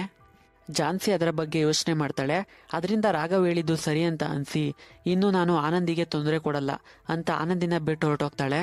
ನೆಕ್ಸ್ಟ್ ಚಿಕ್ಕ ಹುಡುಗಿ ಪರ್ಸನಾಲಿಟಿಗೂ ರಾಘವ್ ಕಂಡ್ರೆ ಇಷ್ಟ ಇಲ್ಲದೆ ಇರೋದ್ರಿಂದ ರಾಘವ್ ತನ್ನ ಮಾವ ಮೂರ್ತಿ ಸಹಾಯ ತಗೋತಾನೆ. ಮೂರ್ತಿಯವರಿಗೆ ಮಕ್ಕಳಿಲ್ಲದೆ ಇರೋದ್ರಿಂದ ಆನಂದ್ ಚಿಕ್ಕ ಹುಡುಗಿ ಪರ್ಸನಾಲಿಟಿಗೆ ಬದಲಾದಾಗ ಮೂರ್ತಿಯವ್ರ ಹತ್ರ ಬಂದು, ಮಾವ ನೀನೇನಂತ ಹೇಳಿದ್ದೆ, ನನ್ನ ಹೆಂಡತಿ ನಿನಗೆ ಸ್ವಂತ ಮಗಳು ತರ ಅಂತಾನೆ ಹೇಳಿದ್ದೆ, ಮತ್ತೆ ಸುಮ್ಮನೆ ಇದೆಯಲ್ಲ, ಅವಳನ್ನ ಕರ್ಕೊಂಡು ಎಲ್ಗೂ ಹೋಗಲ್ವಾ, ಅವಳಿಗೇನು ಕೊಡ್ಸಲ್ವಾ ಅಂತಾನೆ. ತಕ್ಷಣ ಮೂರ್ತಿಯವರು ಆನಂದಿನ ಕರ್ಕೊಂಡು ಶಾಪಿಂಗ್, ಸಿನಿಮಾ ಅಂತ ಸುತ್ತಾಡಿಸ್ತಾರೆ. ಆನಂದಿ ಒಳಗಿರೋ ಚಿಕ್ಕ ಹುಡುಗಿ ಪರ್ಸನಾಲಿಟಿ ಏನ್ ಕೇಳಿದ್ರು ಕೊಡಿಸ್ತಾರೆ. ಇದರಿಂದ ಚಿಕ್ಕ ಹುಡುಗಿ ಪರ್ಸನಾಲಿಟಿ ಸ್ಯಾಟಿಸ್ಫೈ ಆಗುತ್ತೆ. ಮೂರ್ತಿಯವರಿಗೆ ಆನಂದಿಗೆ ಈ ರೀತಿ ಡಿಸಾರ್ಡರ್ ಇದೆ ಅಂತ ಗೊತ್ತಿಲ್ಲದೆ ತನ್ನ ಸ್ವಂತ ಮಗಳಂತೆ ಚೆನ್ನಾಗಿ ನೋಡ್ಕೋತಾರೆ. ಒಂದಿನ ರಾಘವ್ ಆಫೀಸ್ನಲ್ಲಿದ್ದಾಗ ರಾಘವ್ ಅಪ್ಪ ರಾಘವ್ಗೆ ಫೋನ್ ಮಾಡಿ, ಲೋ ರಾಘವ್ ಬೇಗ ಮನೆಗೆ ಬಾ, ನಿನ್ನ ಹೆಂಡತಿ ಅಮ್ಮನ ಜೊತೆ ಜಗಳ ಆಡ್ಕೊಂಡು ಎಲ್ಲಿಗೋ ಹೊರಟೋಗದಾಳೆ ಅಂತಾಳೆ. ರಾಘವ್ ತಕ್ಷಣ ಮನೆಗೆ ಬರ್ತಾನೆ. ಆನಂದಿ ಏನಾದ್ರೂ ಮನೆಯಿಂದ ಹೊರಗಡೆ ಹೋಗ್ಬೇಕಾದ್ರೆ ಅಳ್ತಾ ಹೋದ್ಲಾ ಅಂತ ಕೇಳ್ತಾನೆ. ಯಾಕಂದ್ರೆ ಆನಂದಿ ಅಳ್ತಾ ಹೋದ್ರೆ ಮಾಯಾ ಪರ್ಸನಾಲಿಟಿಯಾಗಿ ಆನಂದಿ ಬದಲಾಗಿದ್ದಾಳೆ ಅಂತ ಅರ್ಥ. ಅದರಿಂದ ರಾಘವ್ ಎಲ್ಲಾ ಕಡೆ ಹುಡುಕ್ತಾನೆ. ಆದ್ರೆ ಆನಂದಿ ಮನೆ ಟೆರೆಸ್ ಮೇಲಿದ್ದಾಳೆ. ಮಾಯಾ ಆಗಿ ಬದಲಾಗಿ ಸುಸೈಡ್ ಮಾಡ್ಕೊಳ್ಳೋಕೆ ಟ್ರೈ ಮಾಡ್ತಾ ಇದ್ದಾಳೆ. ರಾಘವ್ ಅದನ್ನ ನೋಡಿ, ಮಾಯಾ ಅಲ್ಲೇ ಇರು, ನಾನು ಬರ್ತೀನಿ, ನಿನಗೋಸ್ಕರ ನಾನಿಲ್ವಾ, ನೀನು ಸುಸೈಡ್ ಮಾಡ್ಕೋಬೇಕು ಅಂತ ಅಂದ್ಕೊಂಡ್ರೆ ಹೇಳು, ನಾನು ನಿನ್ ಜೊತೆ ಸಾಯ್ತೀನಿ, ಇಬ್ರು ಇಲ್ಲಿಂದ ಒಟ್ಟಿಗೆ ಬಿದ್ದು ಸಾಯೋಣ ಅಂತಾನೆ. ಅದನ್ನ ಕೇಳಿ ಮಾಯಾ, ಆನಂದಿ ತುಂಬಾ ಲಕ್ಕಿ, ನಾನು ಸುಸೈಡ್ ಮಾಡ್ಕೊಳ್ಳಲ್ಲ, ನಿಮ್ಗೆ ತುಂಬಾ ಕಷ್ಟ ಕೊಟ್ಬಿಟ್ಟೆ, ನಾನು ಇನ್ನು ನಿಮ್ಗೆ ತೊಂದರೆ ಕೊಡಲ್ಲ ಅಂತ ಆನಂದಿನ ಬಿಟ್ಟು ಹೊರಟೋಗ್ತಾಳೆ. ಇದೆಲ್ಲವನ್ನ ನೋಡಿದ ಆನಂದಿಯ ಮೊದಲನೇ ಪರ್ಸನಾಲಿಟಿ ಆದಿ, ನಾನು ರಾಘವ್ಗೆ ಎಷ್ಟೇ ಕಷ್ಟ ಕೊಟ್ರು ಅವನು ಆನಂದಿನ ಬಿಟ್ಟೋಗ್ಲಿಲ್ಲ, ಆನಂದಿಗೆ ರಾಘವೇ ಸರಿಯಾದವನು, ಆನಂದಿ ರಾಘವ್ ಹತ್ರನೇ ಸೇಫ್ಟಿಯಾಗಿರ್ತಾಳೆ, ಆನಂದಿಗೆ ಇನ್ನು ನನ್ನ ಅವಶ್ಯಕತೆ ಇಲ್ಲ ಅಂತ ಆನಂದಿನ ಬಿಟ್ಟು ಹೊರಟೋಗ್ತಾಳೆ. ಕೊನೆಗೇಗೋ ಆನಂದಿಗಿದ್ದ 5 ಮಲ್ಟಿಪಲ್ ಪರ್ಸನಾಲಿಟಿ ಡಿಸಾರ್ಡರ್ ಇಂದ ಹೊರಗಡೆ ಬಂದ್ಲು ಅನ್ನೋವಾಗ ರಾಘವ್ಗೆ ಮೀರಾ ಅನ್ನೋಳಿಂದ ಕಾಲ್ ಬರುತ್ತೆ. ನಿಮ್ಮ ಹತ್ರ ಒಂದು ಇಂಪಾರ್ಟೆಂಟ್ ವಿಷಯ ಹೇಳ್ಬೇಕು, ನಾನು ಕಳಿಸಿದ ಅಡ್ರೆಸ್ಗೆ ಬನ್ನಿ ಅಂತ. ರಾಘವ್ ಅಲ್ಲಿಗೆ ಬರ್ತಾನೆ. ಅಲ್ಲಿ ಮೀರಾ ರಾಘವ್ಗೆ ಆನಂದಿ ಬಗ್ಗೆ ಹೇಳ್ತಾಳೆ. ಇಲ್ಲಿ ಯಾರು ಪ್ರೆಡಿಕ್ಟ್ ಮಾಡದೇ ಇರುವಂತಹ ಒಂದು ಟ್ವಿಸ್ಟ್ ರಿವೀಲ್ ಆಗುತ್ತೆ. ಏನು ಅಂತ ಅಂದ್ರೆ ಆನಂದಿಯ ನಿಜವಾದ ಹೆಸರು ಪ್ರಿಯಾ. ಪ್ರಕಾಶ್ ರಾವ್ ಅನ್ನೋ ಪ್ಯಾರಿಸ್ನಲ್ಲಿರೋ ರಿಚ್ ಇಂಡಿಯನ್ನ ಒಬ್ಳೇ ಮಗಳು. ಆದರೆ ಪ್ರಕಾಶ್ ರಾವ್ ಪ್ರಿಯಾನ 4 ಗೋಡೆ ಮಧ್ಯನೇ ಬೆಳೆಸ್ಬಿಡ್ತಾರೆ. ಇದರಿಂದ ಪ್ರಿಯಾ ಜೊತೆ ಮಾತಾಡೋರು ಯಾರೂ ಇಲ್ಲದೆ ತನ್ನ ಜೊತೆ ತಾನೇ ಮಾತಾಡ್ಕೊಳ್ಳೋದಕ್ಕೆ ಸ್ಟಾರ್ಟ್ ಮಾಡ್ತಾಳೆ. 4 ಗೋಡೆ ಮಧ್ಯನೇ ಇದ್ದ ಪ್ರಿಯಾಳಿಗೆ ತುಂಬಾ ಆಸೆಗಳಿರ್ತವೆ. ನಾನು ಹೊರಗಡೆ ಹೋಗ್ಬೇಕು, ನನ್ನ ಇಷ್ಟದಂತೆ ಬದುಕಬೇಕು, ಎಲ್ಲಿಗೆ ಬೇಕಂದ್ರೆ ಅಲ್ಲಿಗೆ ಹೋಗ್ಬೇಕು ಅಂತ. ಆ ಆಸೆಯಿಂದ ಹುಟ್ಟಿದ ಪರ್ಸನಾಲಿಟಿನೇ ಈ ಆನಂದಿ ಅನ್ನೋ ಪರ್ಸನಾಲಿಟಿ. ಆ ಆನಂದಿ ಅನ್ನೋ ಪರ್ಸನಾಲಿಟಿನೇ ರಾಘವ್ ಮದುವೆ ಆದ. ಆದರೆ ಆ ವಿಷಯ ಕೂಡ ಪ್ರಿಯಾಳಿಗೆ ಗೊತ್ತಿಲ್ಲ. ರಾಘವ್ ಯಾರು ಅನ್ನೋದೇ ಪ್ರಿಯಾಳಿಗೆ ಗೊತ್ತಿಲ್ಲ. ಆನಂದಿ ಪರ್ಸನಾಲಿಟಿ ಆದ್ಮೇಲೆ ಪ್ರಿಯಾಗೆ ಮಾಯಾ, ಝಾನ್ಸಿ, ಆದಿ, ಶ್ರೀ ಮತ್ತೆ ಚಿಕ್ಕ ಹುಡುಗಿ ಪರ್ಸನಾಲಿಟೀಸ್ ಬಂದಿರೋದು. ಇದನ್ನ ಕೇಳಿ ರಾಘವ್ಗೆ ಹುಚ್ಚಿಡಿದಂತೆ ಆಗುತ್ತೆ. ಈಗ ತಾನೇ ಆನಂದಿನ ತನ್ನ ಡಿಸಾರ್ಡರ್ ಇಂದ ರಿಕವರ್ ಮಾಡಿದೆ ಅಂತ ಅಂದ್ಕೊಂಡ್ರೆ ಆನಂದಿ ಅನ್ನೋದೇ ಒಂದು ಪರ್ಸನಾಲಿಟಿ, ಪ್ರಿಯಾನೇ ಒರಿಜಿನಲ್ ಅಂತ ತಿಳ್ಕೊಂಡು ತುಂಬಾ ದುಃಖ ಪಡ್ತಾನೆ. ಪ್ರಿಯಾ ರಾಘವ್ ಮನೆಯಲ್ಲಿದ್ದಾಳೆ ಅಂತ ಪ್ರಕಾಶ್ ರಾವ್ಗೆ ಮೀರಾ ಹೇಳಿರ್ತಾಳೆ. ಅದರಿಂದ ಪ್ರಕಾಶ್ ರಾವ್ ರಾಘವ್ ಮನೆಗೆ ಬರ್ತಾರೆ. ಆನಂದಿ ಪ್ರಕಾಶ್ ರಾವ್ನ ನೋಡ್ತಾ ಇದ್ದಂತೆ ತನ್ನ ಒರಿಜಿನಲ್ ಪರ್ಸನಾಲಿಟಿ ಪ್ರಿಯಾ ಆಗೋಗ್ತಾಳೆ. ಅದರಿಂದ ಅಪ್ಪನ ಜೊತೆ ಬಂದು ಬಿಡ್ತಾಳೆ. ಪ್ರಿಯಾನ ಅವ್ರ ಅಪ್ಪ ಬಂದು ಕರ್ಕೊಂಡು ಹೋದ್ರು ಅಂತ ರಾಘವ್ ತಿಳ್ಕೊತಾನೆ. ಮೀರಾ ರಾಘವ್ನ ಪ್ರಕಾಶ್ ರಾವ್ ಆಫೀಸ್ಗೆ ಕೂಗ್ತಾಳೆ. ಪ್ರಿಯಾ ತಾನು ಆನಂದಿ ಆಗಿದ್ದಾಗ ರಾಘವ್ ಜೊತೆ ಮದುವೆ ಆಗಿದ್ದು, ಫೋಟೋ ತೆಗೆಸ್ಕೊಂಡಿರೋದು ಎಲ್ಲವನ್ನ ನೋಡಿ ರಾಘವ್ ಹತ್ರ, ನೋಡಿ ನಿಮ್ಗೆ ನನ್ನಿಂದ ತೊಂದರೆ ಆಗಿದೆ, ನಿಮಗೆ ಗೊತ್ತಲ್ವಾ ನನಗೆ ಸ್ವಲ್ಪ ತೊಂದರೆ ಇದೆ ಅಂತ, ನಿಮ್ಗೇನಾದ್ರೂ ಕಾಂಪನ್ಸೇಷನ್ ಬೇಕಿದ್ರೆ ನಮ್ಮ ಅಪ್ಪನ ಹತ್ರ ಕೇಳಿ ಅಂತಾಳೆ. ಅದಕ್ಕೆ ರಾಘವ್, ಪರವಾಗಿಲ್ಲ ಬಿಡಿ, ನಾನು ಆನಂದಿಯನ್ನ ತುಂಬಾ ಪ್ರೀತಿ ಮಾಡಿದೆ. ಯಾಕಂದ್ರೆ ನಾನು ಸುಸೈಡ್ ಮಾಡ್ಕೋಬೇಕು ಅಂದಾಗ ಆನಂದಿ ನನ್ನ ಬದುಕಿನಲ್ಲಿ ಬಂದು ಒಂದು ಮಾತನ್ನ ಹೇಳಿದ್ಲು. ಆ ಮಾತು ನನ್ನ ಜೀವನವನ್ನೇ ಬದಲಾಯಿಸ್ತು. ಅದೇ ಮಾತನ್ನ ನಾನಿವತ್ತು ನಿಮ್ಗೆ ಹೇಳ್ಬೇಕು ಅಂತ ಬಯಸ್ತೀನಿ. ಜೀವನದಲ್ಲಿ ನಮ್ಗೇನೇ ಬೇಕಾದ್ರೂ ಅದನ್ನ ನಾವೇ ನಿರ್ಧಾರ ಮಾಡಬೇಕು. ಅದಕ್ಕೋಸ್ಕರ ಎಷ್ಟೇ ಕಷ್ಟ ಬಂದ್ರೂ ಹೋರಾಡಬೇಕು ಅಂತಾನೆ. ಅದಕ್ಕೆ ಮೀರಾ, ಇದನ್ನ ಹೇಳೋಕೆ ಇಷ್ಟು ದೂರ ಬಂದ್ರಿ, ಹುಡುಗರು ಬ್ರೇಕಪ್ ಆಯ್ತು ಅಂದ್ರೇನೆ ಏನೇನೋ ಮಾಡ್ತಾ ಇದ್ದಾರೆ, ನೀವು ತಾಳಿ ಕಟ್ಟಿದ ಹೆಂಡ್ತಿನ ಅಷ್ಟು ಬೇಗ ಮರೆಯೋದಕ್ಕೆ ಸಾಧ್ಯನಾ ಅಂತ ಕೇಳ್ತಾಳೆ. ಅದಕ್ಕೆ ರಾಘವ್, ಸಾಧ್ಯ ಇಲ್ಲ, ಆದ್ರೆ ಬೇರೆ ದಾರಿನೂ ಇಲ್ಲ. ಅವ್ರ ಪ್ರಪಂಚ ಬೇರೆ, ನನ್ನ ಪ್ರಪಂಚ ಬೇರೆ. ಸರಿ, ನಾನು ಬರ್ತೀನಿ, ಟೇಕ್ ಕೇರ್ ಅಂತ ಹೇಳಿ ಅಲ್ಲಿಂದ ಬಂದ್ಬಿಡ್ತಾನೆ. ರಾಘವ್ ಹೇಳಿದ ಮಾತು ಪ್ರಿಯಾಗೆ ಬೇಸರ ತರಿಸುತ್ತೆ. ನಾನೀಗ ಅಪ್ಪ ಅಮ್ಮನ ಜೊತೆ ಪ್ಯಾರಿಸ್ಗೆ ವಾಪಸ್ ಹೋದ್ರೆ 4 ಗೋಡೆಯ ಮಧ್ಯೆನೇ ನನ್ನ ಜೀವನ, ಮತ್ತೆ ನಾನು ಪಂಜರದ ಗಿಳಿಯಾಗಿ ಹೋಗ್ತೀನಿ. ನಾನು ಇಷ್ಟ ಬರೋ ಬದುಕನ್ನ ಬದುಕಬೇಕು, ನಾನು ಇಲ್ಲೇ ಇರ್ತೀನಿ, ನಾನು ಆಸೆ ಪಟ್ಟಂತೆ ಬದುಕ್ತೀನಿ ಅಂತ ಅಪ್ಪ ಅಮ್ಮನಿಗೆ, mom and dad, I want to fly, ನಾನು ನಿಮ್ಮ ಜೊತೆ ಈಗ ಪ್ಯಾರಿಸ್ಗೆ ಬರಲ್ಲ, ನಾನು ಆಸೆ ಪಟ್ಟಂತೆ ಬದುಕಬೇಕು. ಮುಂದೊಂದು ದಿನ ನನಗೆ ಕಷ್ಟ ಅಂತ ಬಂದರೆ ನೀವು ನನಗೆ ಸಪೋರ್ಟ್ ಮಾಡ್ತೀರಾ ಅಲ್ವಾ ಅಂತ ಕೇಳ್ತಾಳೆ. ಅದಕ್ಕೆ ಪ್ರಕಾಶ್ ರಾವ್, ಹೌದು ಮಗಳೇ, ನಾನು ನಿನಗೆ ಸಪೋರ್ಟ್ ಮಾಡ್ತೀನಿ ಅಂತಾರೆ. ಪ್ರಿಯಾ ಅವರಿಗೆ ಹೇಳಿ ರಾಘವ್ನ ಹುಡುಕ್ತಾ ಬರ್ತಾಳೆ. ರಾಘವ್ ತಾನು ಮೊದಲು ಸುಸೈಡ್ ಮಾಡ್ಕೋಬೇಕು ಅಂತ ಬಂದಿದ್ದ ಪ್ಲೇಸ್ಗೆ ಬಂದು ಕೂತ್ಕೊಂಡಿದ್ದಾನೆ. ಪ್ರಿಯಾ ಅಲ್ಲಿಗೆ ಬರ್ತಾಳೆ. ರಾಘವ್ ಪ್ರಿಯಾನ ನೋಡಿ ತುಂಬ ಸಂತೋಷ ಪಡ್ತಾನೆ. ಪ್ಯಾರಿಸ್ಗೆ ಹೋಗ್ಬೇಕು ಅಂತ ಇದ್ದವಳು ಇಲ್ಲಿಗೆ ಬಂದಿದ್ದಾಳಲ್ಲ ಅಂತ. ಅದಕ್ಕೆ ಪ್ರಿಯಾ, ನಾನು ನಿರ್ಧಾರ ಮಾಡಿದ್ದೀನಿ, ನಾನು ಇಷ್ಟ ಬಂದಂತೆ ಬದುಕಬೇಕು. ನಾನು ಪ್ಯಾರಿಸ್ಗೆ ಹೋಗಿ 4 ಗೋಡೆ ಮಧ್ಯೆ ಬದುಕೋಕೆ ಇಷ್ಟ ಇಲ್ಲ. ನನಗೆ ಈ ನಿರ್ಧಾರ ತಗೊಳ್ಳೋ ಹಾಗೆ ಮಾಡಿದ್ದು ನೀನು. ಅದರಿಂದ ನಾನು ನಿನ್ನ ಜೊತೆನೆ ನಿಮ್ಮ ಮನೆಯಲ್ಲಿ ಇರಬೇಕು ಅಂತ ಅಂದ್ಕೊಂಡಿದ್ದೀನಿ. ಆದರೆ ವೈಫ್ ಆಗಲ್ಲ, ಒಬ್ಳು ಫ್ರೆಂಡ್ ಆಗಿ ನೋಡೋಣ ಮುಂದೇನಾಗುತ್ತೋ ಅಂತ. ಫಸ್ಟ್ ಕಮ್ಯುನಿಕೇಟ್ ಮಾಡೋಣ, ಆಮೇಲೆ ಎಂಗೇಜ್ ಆಗೋಣ, ಆಮೇಲೆ ಪ್ರೋಸೆಸ್ ಏನಾಗುತ್ತೋ ಅಂತ ನೋಡೋಣ ಅಂತಾಳೆ. ಅದಕ್ಕೆ ರಾಘವ್, ನಾನು ಇದನ್ನೇ ಮೊದಲು ಆನಂದಿಗೆ ಹೇಳಿದ್ದೆ, ಅವಳು ಕೇಳಲಿಲ್ಲ, ಸರಿ ಆಯಿತು ಅಂತ ಇಬ್ರು 2 ವರ್ಷ ಕಮ್ಯುನಿಕೇಟ್ ಮಾಡಿ ಎಂಗೇಜ್ ಆಗಿ ಮದುವೆ ಆಗಿ ಪ್ಯಾರಿಸ್ಗೆ ಹನಿಮೂನ್ಗೆ ಕೂಡ ಹೋಗ್ತಾರೆ. ಕೊನೆಗೆ ಹೇಗೋ ರಾಘವ್ ಆಸೆ ಪಟ್ಟಂತೆ ಆನಂದಿ, ಅದೇ ಪ್ರಿಯಾನೇ ರಾಘವ್ ವೈಫ್ ಆಗ್ತಾಳೆ. ಹಾಗೆ ಅವನ ಪ್ಯಾರಿಸ್ ಕನಸು ನನಸಾಗುತ್ತೆ. ಅಲ್ಲಿಗೆ ಸಿನಿಮಾ ಹ್ಯಾಪಿ ಎಂಡಿಂಗ್ ಜೊತೆ ಎಂಡ್ ಆಗುತ್ತೆ. ಮತ್ತೆ ಇದೇ ರೀತಿ ಮತ್ತೊಂದು ವಿಡಿಯೋದಲ್ಲಿ ಸಿಗ್ತೀನಿ. ಸಿನಿಮಾ ಹೇಗಿತ್ತು ಅಂತ ಕಮೆಂಟ್ ಮಾಡಿ ತಿಳಿಸಿ. ಸಬ್ಸ್ಕ್ರೈಬ್ ಮಾಡ್ಕೊಳ್ಳದೆ ಇರೋರು ಸಬ್ಸ್ಕ್ರೈಬ್ ಮಾಡ್ಕೊಳ್ಳಿ ಅಂತ ಹೇಳ್ತಾ ಟೇಕ್ ಕೇರ್ ಆ್ಯಂಡ್ ಬಾಯ್.